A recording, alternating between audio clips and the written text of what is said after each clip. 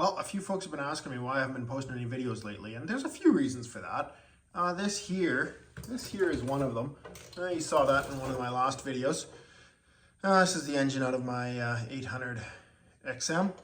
But there's a few more reasons too. After the great start to winter that we had, we've had rain for the last few weeks, and pretty much throughout all elevations there's been rain. Everything's rock hard now and it ain't that much fun to ride.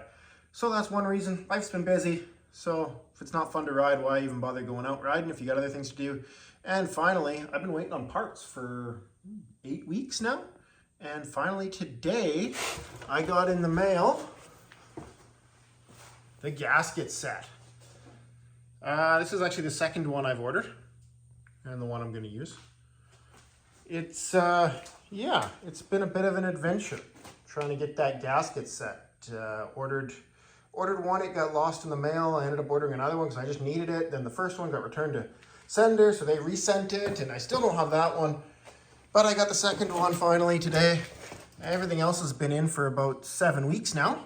And we got the pistons in, we got everything cleaned up. We're ready to throw our base gasket on there and get this thing back together.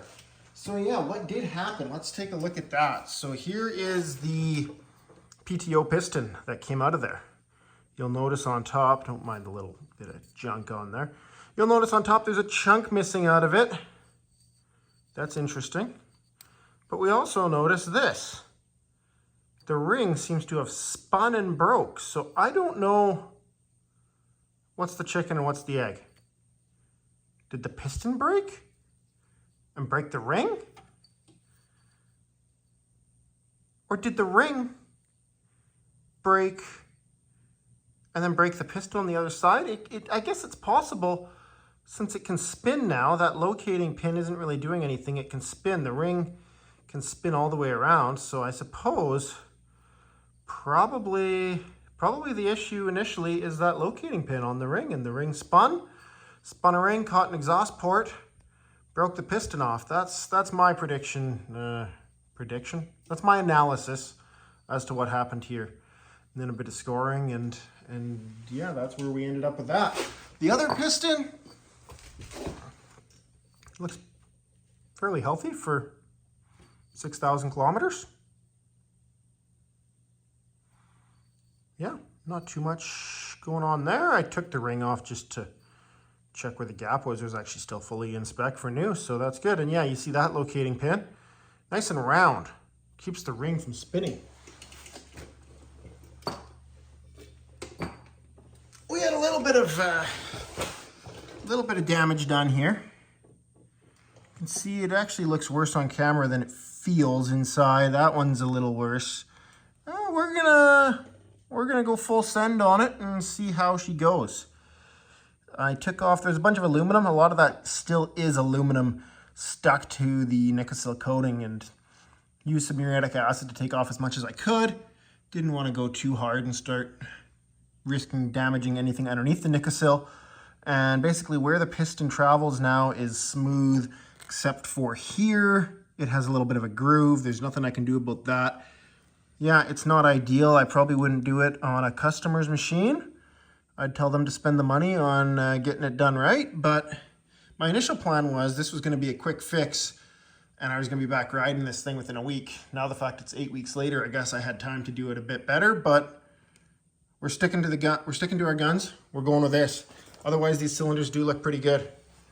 So what did we end up going with here? We've got Pro X double ring piston kit.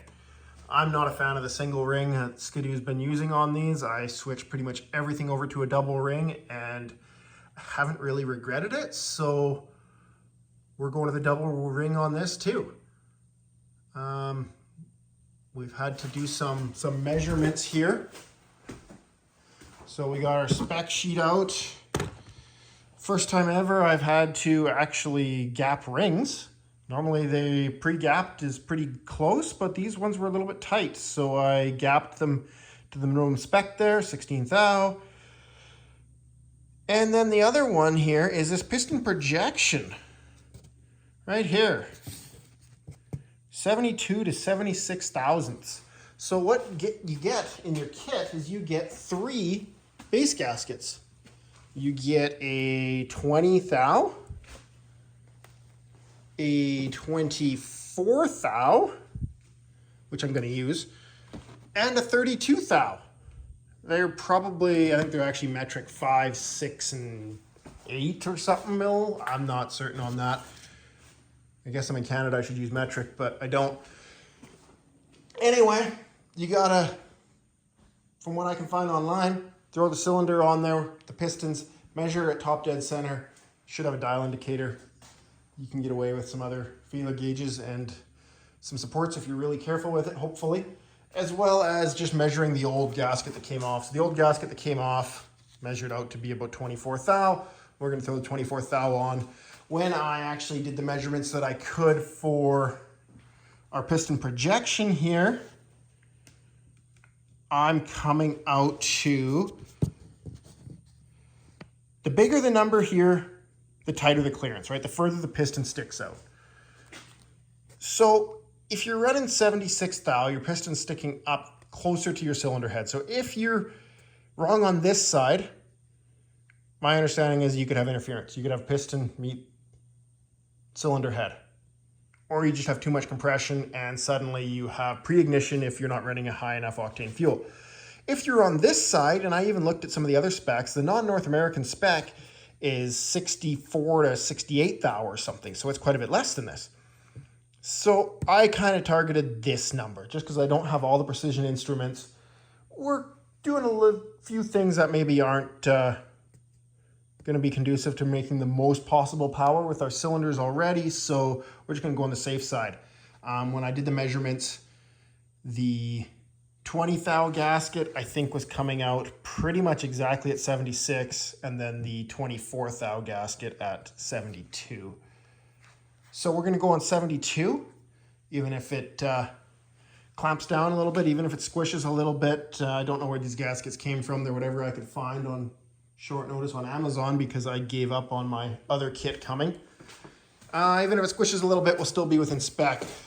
Definitely don't want to have to be doing this again. So that's why we're going with our 24 thousandths gasket, whatever that is in millimeters. And we're going to throw that on, and then we just got to get our pistons into our cylinders, and we'll be good to go. We got all of our circlips in. We got new bearings with this kit, so that's handy. Don't need to reuse any of the old bearings or old piston pins. Checked in the bottom. Doesn't look like there's any material left from the engine blowing up. Seems to be holding fluids in there just fine. There's a little bit of oil in the bottom of each one, as you might expect. And yeah, we're going to get this back together. And then we're going to get out and see if we can break it in. Hopefully we get some snow, because I'll go break it in on hard, icy trails if I have to, but I don't want to. I want to give it a good break-in, you know, wide open throttle and deep powder. That type of break-in, that'd be great. Okay, let's give this thing a try.